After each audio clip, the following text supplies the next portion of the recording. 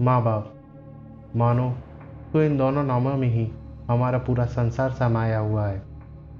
अगर ये दो नाम हमारे साथ ना हो तो हमारी ज़िंदगी मानो वीरान हो जाए। इन दोनों के आशीर्वाद मात्र से ही हमारे सारे काम बन जाते हैं और इसलिए हमने अपने माँ बाप को अपनी ज़िंदगी में भगवान का दर्जा दिया हुआ है। पर क्या हो जब यही भगवान आपकी ज़िंदगी में शैतान बन जाए? सुनने में तो बड़ा ही बेचैन कर देता है यह विचार। पर ऐसा ही कुछ इंग्लैंड के एक छोटे से बच्चे आर्थर लविंजो के साथ हुआ था। यह घटना इतनी डरावनी थी कि पूरा इंग्लैंड शहर इससे सहम गया था।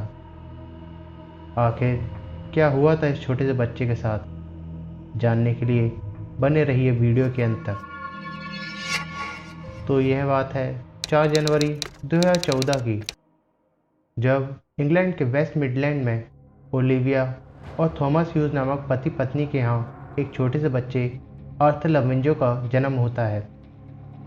आर्थर के जन्म के बाद कुछ समय तक सब कुछ ठीक चल रहा होता है, पर आर्थर के दूसरे जन्मदिन से पहले ही इन दोनों हस्बैंड वाइफ के बीच में डिवोर्स हो जाता है, क्योंकि इस बच्चे की माँ ओलिविया किसी दूसरे व्यक्ति से प्यार कर बैठती है।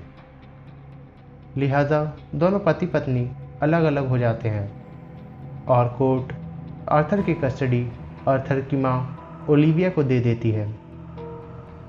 ओलिविया अब अपने बच्चे को लेकर अपने न्यू पार्टनर के साथ रहने लगती है, लेकिन ओलिविया का नया पति इसी बीच उसे बहुत ज़्यादा परेशान करता है और उसे मारता पीटता भी है, जिससे परेशान होकर ओलिविया अपने नए पति का मर्डर कर देती है, जिसके चलते ओलिविया को जेल हो जाती है और कोर्ट आर्थर की कस्टडी उसके पिता थॉमस को दे देती है। इस घटना से आर्थर के दिमाग पर बहुत बुरा प्रभाव पड़ता है, लेकिन धीरे धीरे समय के साथ वह ठीक होता जाता है।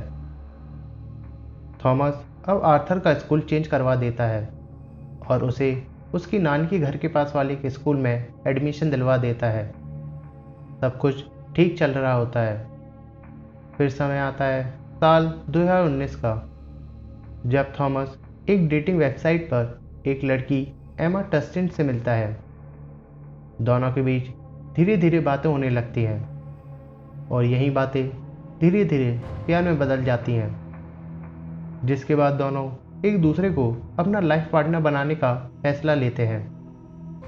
थॉमस एमा को अपने बेटे आर्थर से मिलवाता है और आर्थर भी एमा के साथ घुल मिल जाता है।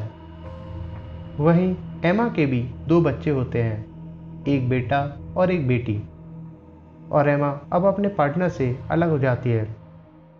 अब एमा और थॉमस आपस में हंसी खुशी रहने लगते हैं।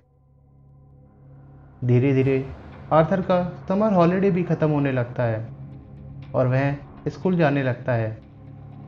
कुछ समय तक तो सब कुछ ठीक चल रहा होता है, लेकिन अब आर्थर के पिता थॉमस का व्यवहार आर्थर के प्रति बदल जाता है और वह आर्थर के साथ बड़ा ही कठोर व्यवहार करता है, जिसके कारण आर्थर थोड़ा डरा हुआ रहने लगता है।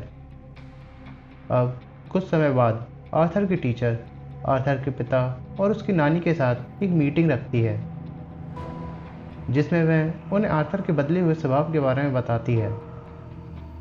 टीचर के अनुसार आर्थर को यह डर सताने लगा था कि उसके पिता उसे अपने से दूर कर देंगे। साथ ही साथ आर्थर गन्स, भूत और मौत की बातें भी करने लगा था। कुल मिलाकर देखा जाए तो आर्थर का मानसिक संतुलन बिगड़ चुका था, जिसके बाद थॉमस कुछ समय के बाद साल 2020 के शुरुआती समय में अपने बेटे को एक दिमागी डॉक्टर के पास ले जाता है, लेकिन डॉक्टर के अनुसार आर्थर को किसी भी तरह की मानसिक समस्या नहीं थी। अब कुछ समय बाद कोविड-19 नामक बीमारी आ जाती है, जिसके कारण यूके के सारे स्कूल बंद हो जाते हैं और मार्च 2020 तक नेशनल लॉकडाउन लगा दिया जाता है। लॉकडाउन के शुरुआती समय में आर्थर और उसका पिता थॉमस एमा के घर में ही रहते थे। कुछ समय बाद थॉमस की माँ थॉमस और उसके बेटे आर्थर को अपने घर में रहने के लिए बुलाती है, लेकिन थॉमस वहां आने से मना कर देता है और थॉमस पूरे लॉकडाउन के दौरान एमा के घर में ही रहने का फैसला करता है। फिर आता है अप्रैल का महीना, जिसमें थॉमस वापस अपने घर लौट आता है, क्योंकि थॉमस का एमा के साथ कुछ झगड़ा हो जाता है और वह अपने बेटे आर्थर को उसकी नानी के यहाँ छोड़ देता है। जब आर्थर अपनी नानी के यहाँ होता है तो वह अपनी नानी को यह बताता है कि कभी कभी थॉमस उसे दीवार पर धक्का दे देता था और उसे हॉरिबल अगली ब्रैट नाम से पुकारता था, जिसका मतलब होता है एक भयानक बदसूरत बच्चा। आर्थर की नानी को इस दौरान उसकी पीठ पर कई खरोंचों के निशान भी दिखाई देते हैं, जिससे कि वह काफ़ी चिंता में आ जाती है। अब कुछ ही समय के बाद थॉमस अपने बेटे को लेने के लिए आता है। आर्थर की नानी थॉमस से कहती है कि वह आर्थर को कुछ और दिन वहीं रुकने दे, लेकिन थॉमस आर्थर को वहां रुकने नहीं देता है और उसे वहां से लेकर वापस अपनी पार्टनर एमा के घर पर चला जाता है।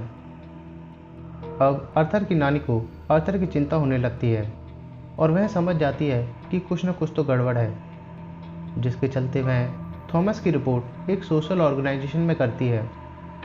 जिसके बाद अगले दिन एक सोशल वर्कर एमा और थॉमस के घर पर आर्थर की जानकारी लेने के लिए आता है। एमा उस सोशल वर्कर से कहती है कि आर्थर के शरीर पर जो चोट के निशान हैं, वह चोट उसे उसके बेटे के साथ खेलते हुए लगी थी। और तो और एमा के बच्चे भी सोशल वर्कर को यही बयान देते हैं, क्योंकि वे एमा अपने बच्चों को पहले ही बता चुकी थी कि उन्हें क्या बयान देना है। यह सारी बातें सुनकर भी वह सोशल वर्कर निश्चिंत हो जाता है और वहाँ से चला जाता है और उसे भी यही लगता है कि सब कुछ ठीक है। थॉमस को यह पता चल जाता है कि आर्थर ने उसकी बिहेवियर की शिकायत उसकी नानी से की थी और नानी ने सोशल वर्कर से, और इसलिए यह सोशल वर्कर वहाँ पर आया था। तो अब थॉमस को अपने बेटे के इस बर्ताव पर बहुत ही ज़्यादा गुस्सा आता है और वह उसे सज़ा देता है और सज़ा के तौर पर थॉमस आर्थर को एक हॉल में कई घंटों के लिए खड़ा रहने की सज़ा देता है, जिससे कि वह छोटा सा बच्चा बहुत ज़ोर ज़ोर से रोने लगता है। वह अपनी नानी को याद करता है और अपने रोने के दौरान यह भी कहता है कि नो बडी लव्स मी, यानी कि कोई भी मुझे प्यार नहीं करता। एमा आर्थर का इस तरीके से रोते हुए ऑडियो रिकॉर्ड कर लेती है और थॉमस को मैसेज करके आर्थर की इन सभी हरकतों की जानकारी देती है। अब थॉमस और एमा आर्थर के प्रति बहुत ही रूड व्यवहार करते हैं। यह दोनों उसे अब अलग अलग गलत नामों से पुकारते हैं, जैसे कि हिटलर और डेवी चाइल्ड। इसके अलावा अब मई के महीने के अंत तक आर्थर से उसके सोने की जगह भी छीन ली जाती है। जहां पहले आर्थर एमा के दोनों बच्चों के बेडरूम में उनके साथ सोता था, लेकिन अब उसे लिविंग रूम में फ्लोर पर सोना था। एक दिन एमा थॉमस से कहती है कि I want you but not Arthur, मतलब उसे अब आर्थर की कोई ज़रूरत नहीं थी, उसे केवल थॉमस का साथ चाहिए था। अब आती है 8 जून की तारीख, जब आर्थर का स्कूल ओपन हो जाता है, लेकिन आर्थर स्कूल नहीं जाता। लिहाजा स्कूल वाले थॉमस से इस बारे में बात करते हैं। तभी थॉमस स्कूल को अलग अलग तरीके से आर्थर के स्कूल न जाने के लिए अलग अलग बहाने देने लगता है। आगे थॉमस और एमा की क्रूरता भी दिन पर दिन बढ़ती जाती है। यह दोनों 12 जून से 14 जून के दौरान आर्थर को एक कमरे में आइसोलेट कर बंद कर देते हैं।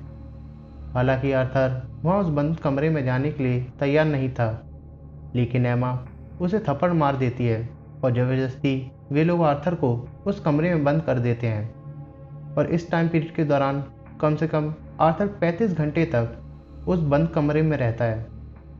यह कपल आर्थर की निगरानी के लिए अपने घर में एक कैमरा भी लगवा देते हैं।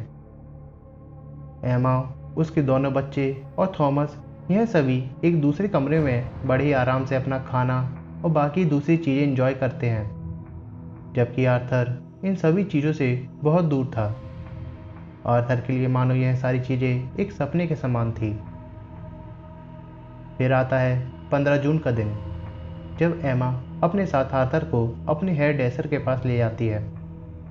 लेकिन एमा आर्थर को वहाँ पर गेट पर ही खड़े रहने के लिए कहती है और उसके हिलने डुलने पर उस पर बहुत ज़ोर ज़ोर से चिल्लाती है और बार बार उसकी तरफ देखती है ताकि वह गेट पर ही ठीक से खड़ा रहे।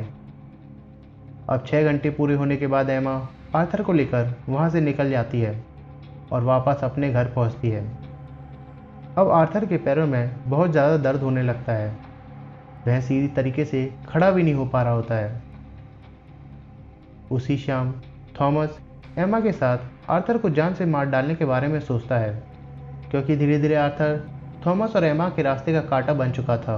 वे दोनों अब आर्थर से बहुत ज़्यादा तंग आ चुके थे। पर अब सवाल यह उठता है कि क्या सचमुच एमा और थॉमस आर्थर का मर्डर कर देंगे।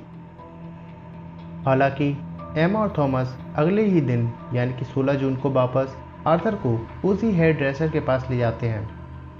आर्थर के पैरों में पहले से ही बहुत ज़्यादा दर्द होता है, इसलिए वह ठीक से खड़ा भी नहीं हो पा रहा होता है, जिसके चलते एमा और थॉमस उस पर काफ़ी ज़्यादा चिल्लाते हैं। आर्थर की हालत अब बेहद ही ख़राब हो जाती है। इसी बीच उस हेयर ड्रेसर का पार्टनर एमा और थॉमस को बिना पता चले आर्थर को थोड़ा सा पानी पिला देता है। कुछ देर बाद थॉमस और एमा आर्थर को लेकर घर पहुंचते हैं, लेकिन कुछ काम के चलते थॉमस घर से बाहर चले जाता है। अब एमा और आर्थर घर पर अकेले होते हैं, लेकिन एमा के शैतानी दिमाग में आर्थर के लिए कुछ और ही चल रहा होता है। वह अब आर्थर से मन ही मन बहुत ज़्यादा नफरत करने लगी थी।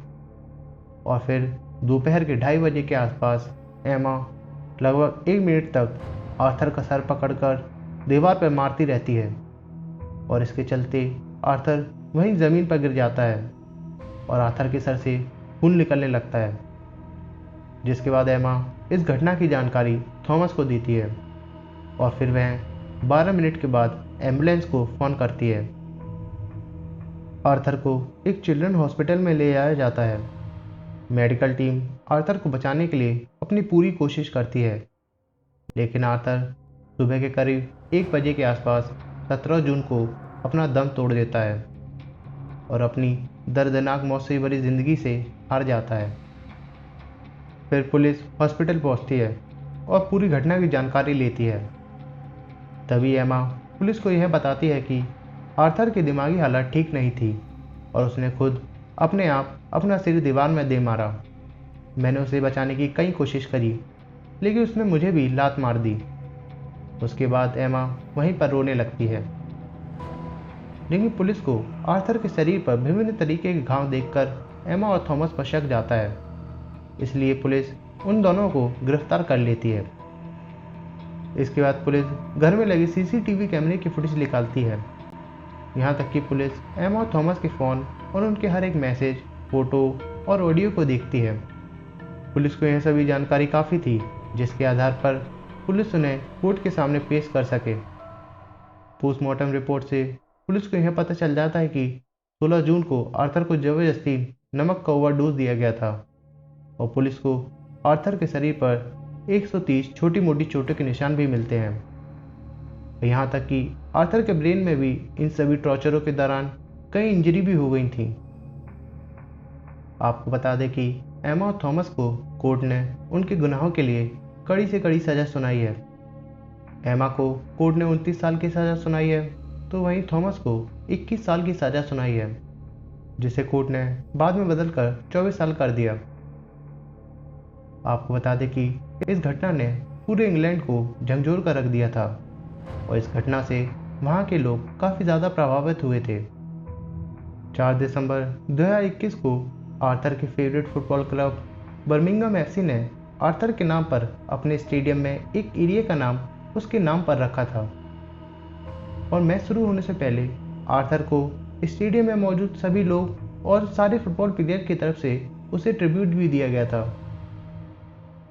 यह घटना इतनी दर्दनीय थी कि हमने इसे आपके सामने प्रस्तुत करने के बारे में सोचा, जिससे आप अपने आसपास ऐसे छोटे बच्चों के साथ होने वाले उत्पीड़नों को पहचानें और सतर्क रहें, जिससे एक मासूम की ज़िंदगी को बचाया जा सके। साथ ही साथ आप कमेंट बॉक्स में ज़रूर बताएं कि हम कैसे बिना माँ बाप के छोटे बच्चों के जीवन को बचाने के लिए क्या कदम उठा सकते हैं, जिससे इनकी आने वाली ज़िंदगी संवर जाए। दोस्तों, आज के लिए बस इतना ही। अगर आपको यह वीडियो अच्छी लगी हो तो कृपया इस वीडियो को लाइक करें, और यदि आपको ऐसी भविष्य में मर्डर मिस्ट्री कहानी सुननी हो तो कृपया इस चैनल को सब्सक्राइब करना ना भूलें।